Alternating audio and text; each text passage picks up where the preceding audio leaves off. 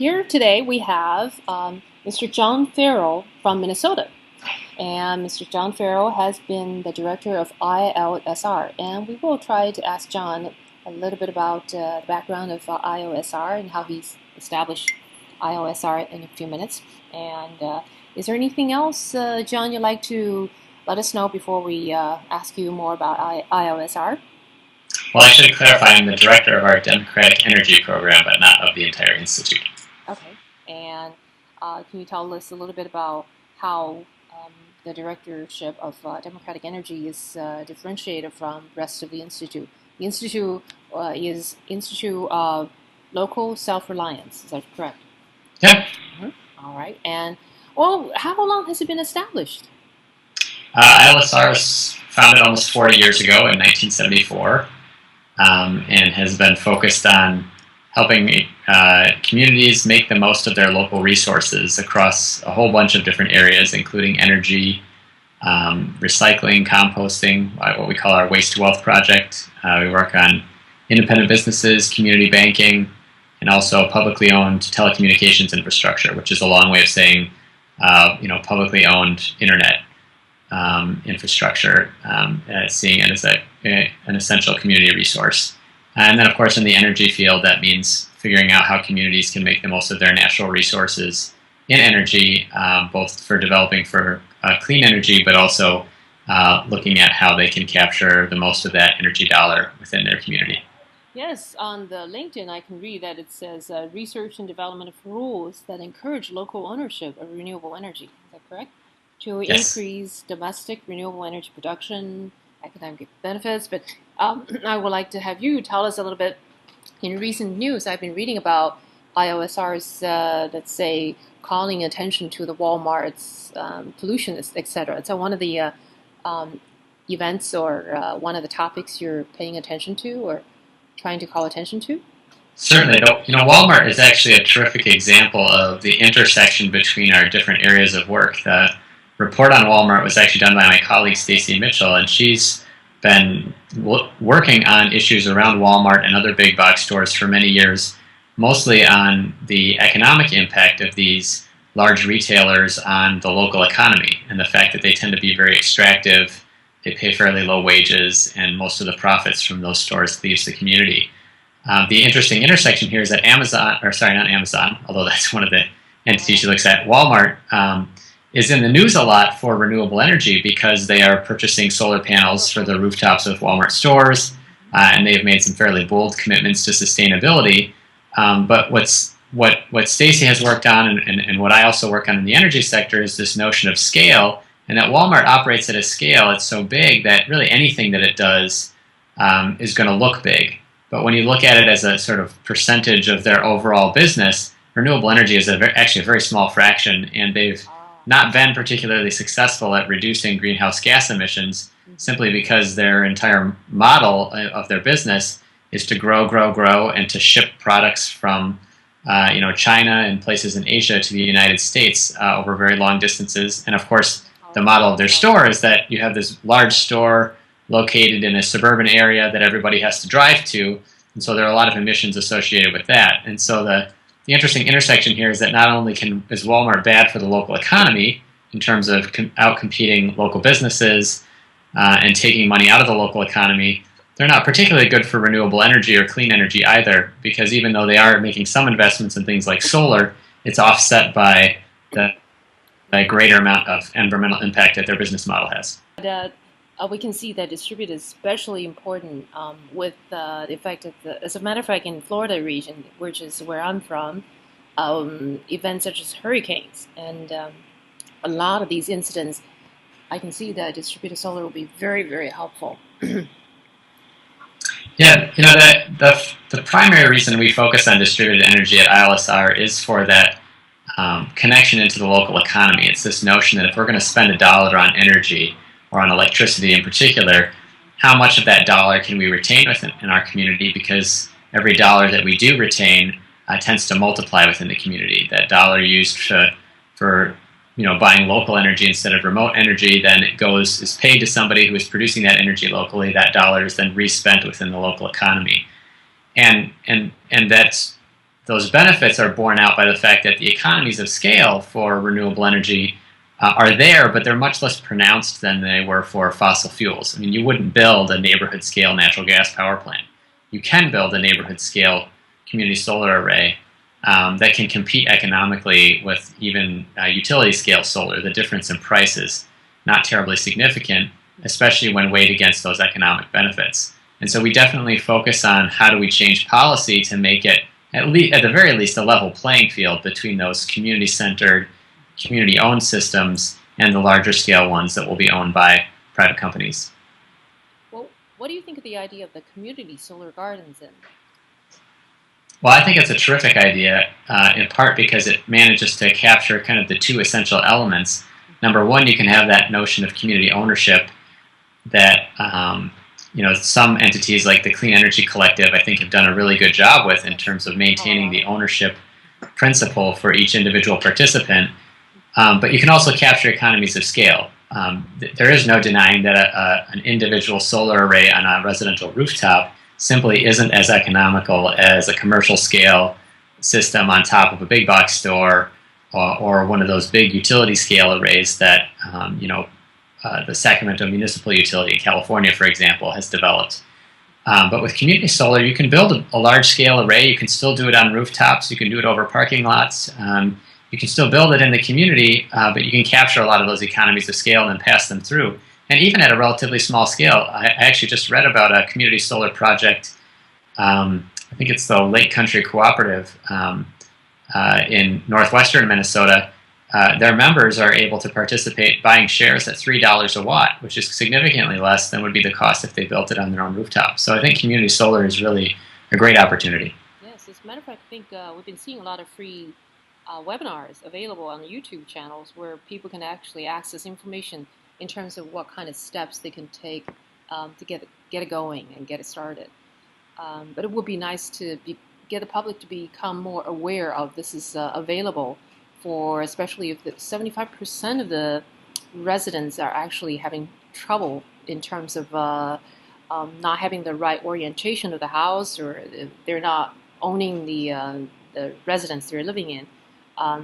About 75% of people who couldn't fully utilize rooftop solar. So this would be a great way to do it.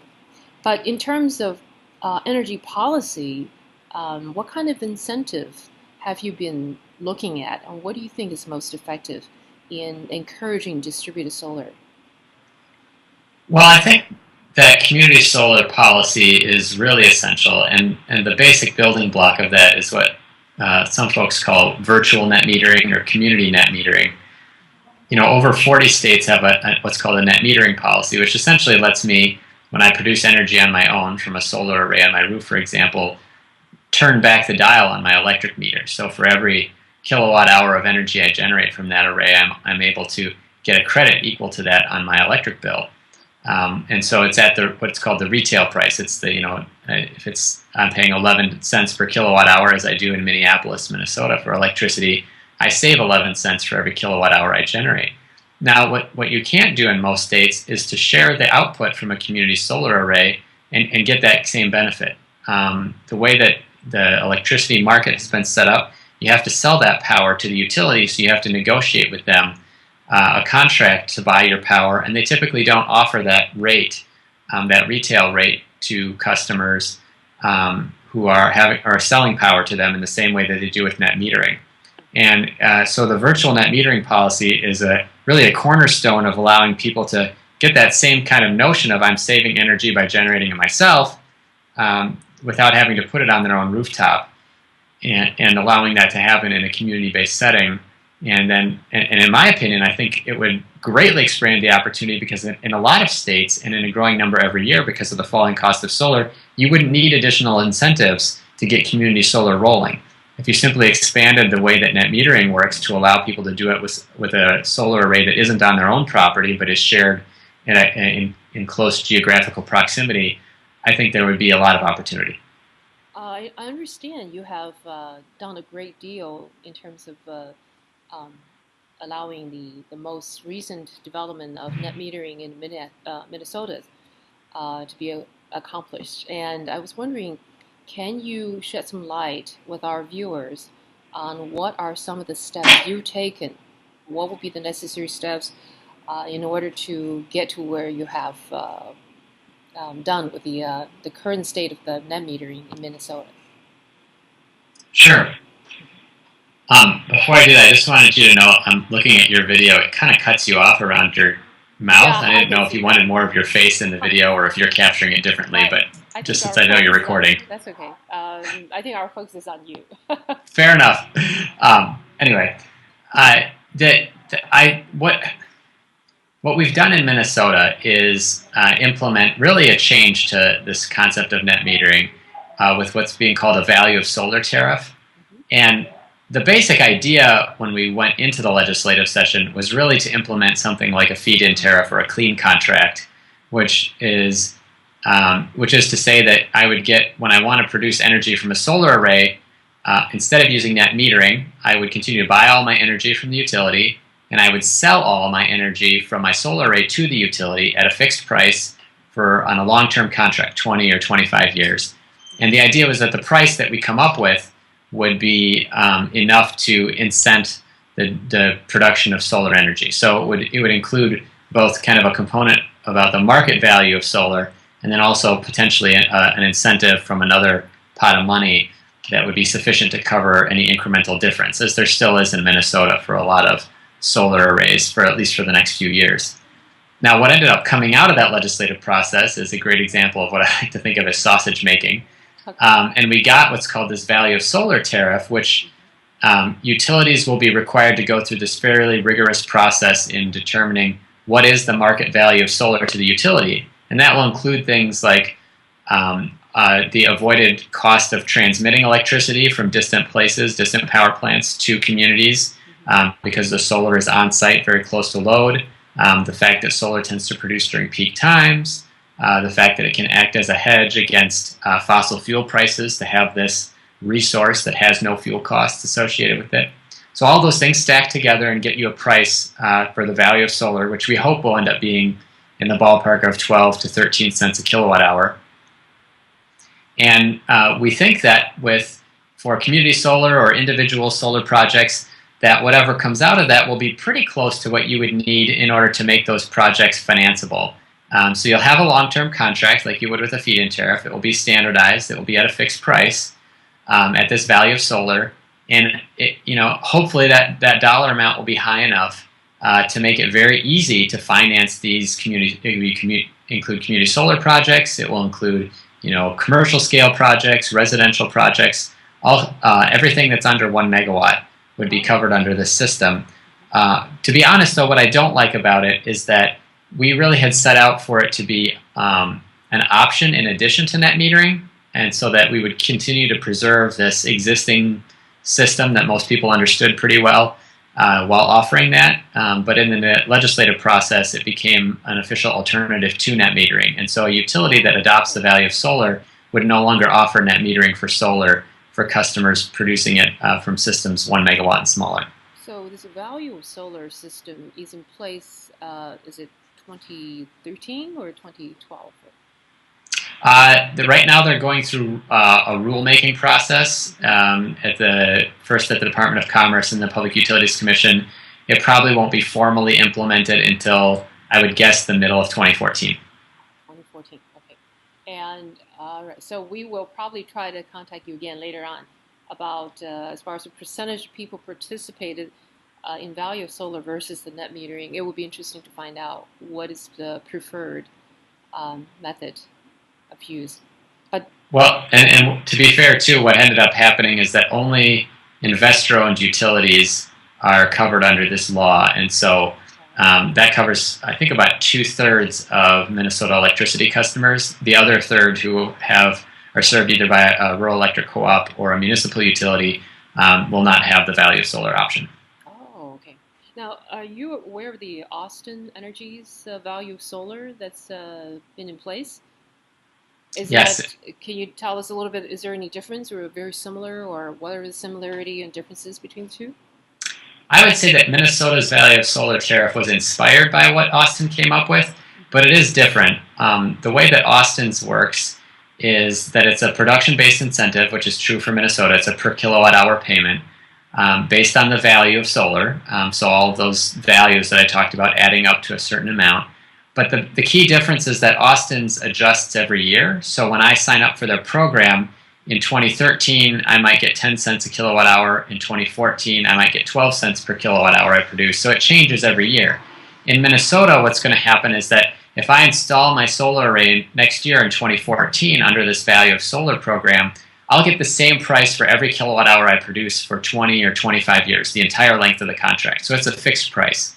And I think that is, it's a very positive difference in the sense that when we are looking at driving down the cost of solar, specifically from the standpoint of financing costs, for how much it costs to borrow money, that long-term fixed price contract is going to be a lot better for driving down the borrowing costs for folks who want to install solar than is the variable price that they have in Austin. I was also talking to some of the people in the solar industry. As a matter of fact, interesting to find out that a lot of the solar panels, for example, has warranty, even though they only have warranty for 20, 25 years, but realistically, they can last out to 50 years or so. So, I think that's a great point to make. It makes me laugh a little bit because during the legislative session, there were legislators who were saying, well, we shouldn't be doing stuff with solar in Minnesota. We have no record of how these things operate in Minnesota over the long term. And I just, I kind of wanted to point out that there's probably nothing else you can buy that has a 25-year warranty in any field, energy or otherwise. So we certainly have some guarantees of good performance. But I think that's a really good point. Even with the long-term contracts we're going to get with value of solar in Minnesota, the solar panels are likely to outlive that contract term. And it's not really clear at this point what's going to happen after that point. There might be an opportunity to re-up the contract, maybe at a different price, however, at whatever that price is currently, which may be a lot lower, frankly.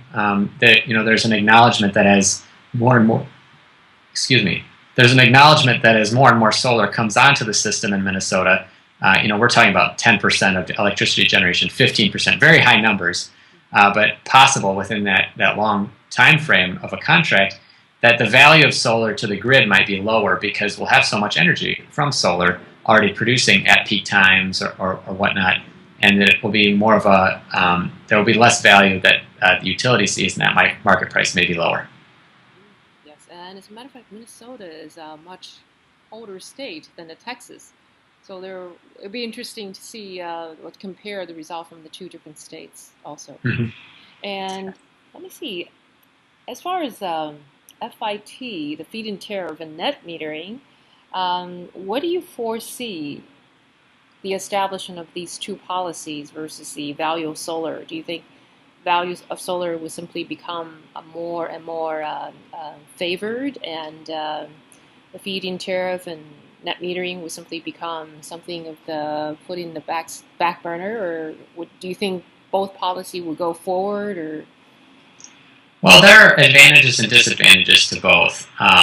Net metering is a very simple to understand policy in the sense that it treats energy generation just like conservation. Mm-hmm. Basically, every additional kilowatt hour that I don't need to get from the utility is treated the same. So that's the same as if I turn my lights off, as if I produce energy from solar. And I think that simplicity is really useful.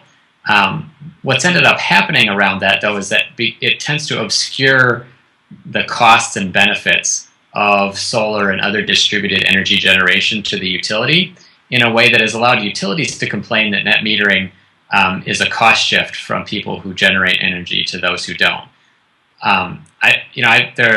As part of this value of solar process in Minnesota, there was the Rocky Mountain Institute did a really nice survey of the different studies around the costs and benefits associated with net metering, and they found that generally speaking, the costs and benefits are pretty equal, if not slightly in favor of the utility in terms of the benefits of taking solar through this retail price reimbursement scheme compared to not taking it. And so I feel like that's a battle that has to be won by solar and distributed generation advocates, and it's played out in places like Arizona most prominently, but it's not the death of the policy. And I think there's still some definitely good uses for net metering, especially as I mentioned before with community solar. If you have virtual net metering, it's a great way, in a way that makes a lot of sense, I think, for people, this notion that I would get to share the electricity output rather than having kind of a dollar figure tied to it as an investment. That being said, the value of solar in my mind really is, at least if it's implemented in other places as it has been done in Minnesota, it's really a way to take the best pieces of a feed-in tariff and to implement them. A standardized contract is all about making it as legally simple as possible to reduce as much as possible the amount of lawyers that you need in order to sign a power purchase agreement, and to make it as easy as possible for people to be renewable energy generators. The length of the contract helps bring down the borrowing costs, and that fixed price as well is really key to that. Really, the only difference between what Minnesota is doing with the value of solar and a kind of quote-unquote true feed-in tariff is that the price is based on the value calculation of what solar is worth to utility, as opposed to the cost of generating power from that resource, as they do in Germany. And really, when we set out in Minnesota with this value of solar, the notion that we basically have two pots of money. One would come from the utility, and that would be this value of solar amount. And then the incremental amount on the top would come from, maybe a surcharge on electric bills that would pay the rest of that way to the cost of generation. And that over time, that cost of generation piece, that subsidy, if you will, that incentive from that public fund would eventually expire because you would no longer need it, because the value of solar would be sufficient to cover the cost on a long-term contract. So, I think my idea would be that for small-scale systems where you have a lot of little producers, you don't want to do a lot of one-on-one negotiation with the utility, a lot of transaction costs associated with that. The feed-in tariff is still a really good model, and really it's going to come down to, I think, how transparent can we be with the costs and the value of the energy that we're generating, and where do we want to get the money for that? I think the traditional feed-in tariff person would say the money's going to come from the same place anyway. It's coming from ratepayers, so why not just pay people what it costs to generate from renewables? And I think the value of solar is kind of the sort of the utility 2.0 answer, which is to say we only want to pay what it's worth. We want it to be transparent. And if you want to, pay people what it costs to generate renewables, get the additional incentive from some other pot of money, from an income tax or something like that, rather than from ratepayers. Right. And your point about the amount of regulatory steps that's necessary in terms of being a power generator, it's probably going to be a lot of work for those who are trying to produce the power. So the value of solar is probably going to be bypassing a lot of that part of a necessary requirement, so to speak. So it's probably going to be it's easier to deal with as far as consumers are concerned. For sure, and I think all of these policy tools, net metering, value of solar, feed-in tariffs, are really focused on that smaller scale distributed renewable energy market. Whether that's at 1 megawatt, like we said in Minnesota, or 5 megawatts, it's really focused on the on-site generation, near or on top of buildings that use energy.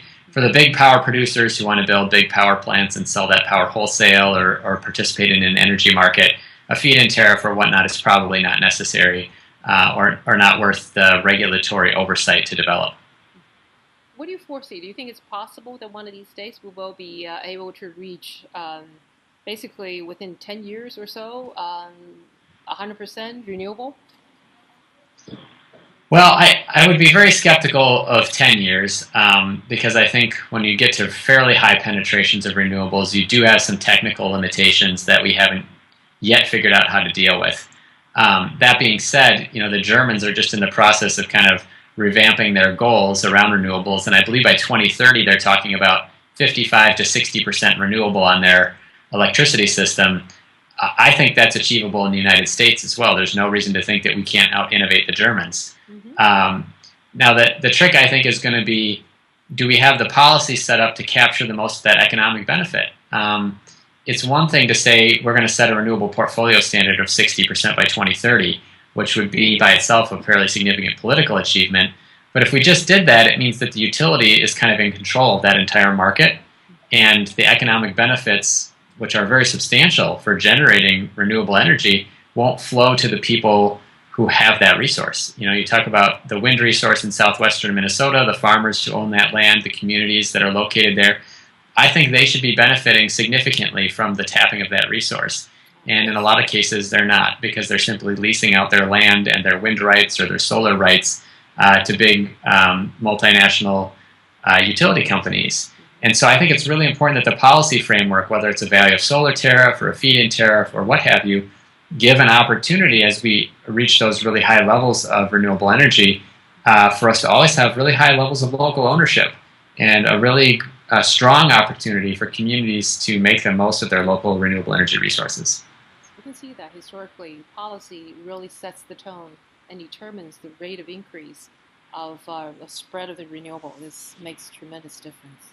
How long have you been doing this? That's really what I'm also curious about. How starting point of you trying to make some changes or trying to seek improvement for ILSR or more of a local self-reliance established policies? Well, I think it was one of our first studies about the local potential to generate energy from solar was in 1975. And it looked at the opportunity in Washington, D.C. For how much energy could be generated from rooftops and how much energy dollar could be kept within the community. So as you can see, we've been at this for quite a long time. Personally, I've been involved in it about 7 years, which is about enough time to know enough to be dangerous and get myself in trouble, and to know a lot more about what I don't know. But we continue to, we've set up, I think, a pretty good intellectual framework around this notion of local ownership and the local energy dollar needing to be the center of the policy conversation around renewables.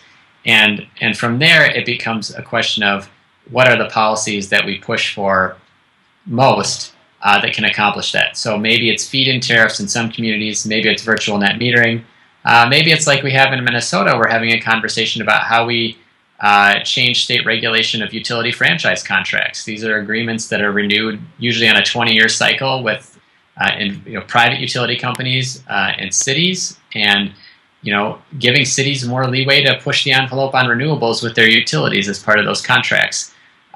We always like to look for how we can get the most local authority, give cities and towns and communities the most flexibility to push the envelope locally, so that we don't always have to wait around for the political alignment at the state or federal level to make progress on climate and energy. Well, do you have any more specific tips as to how we can encourage the local authorities or local, let's say, establishment of such a distributed power? Or?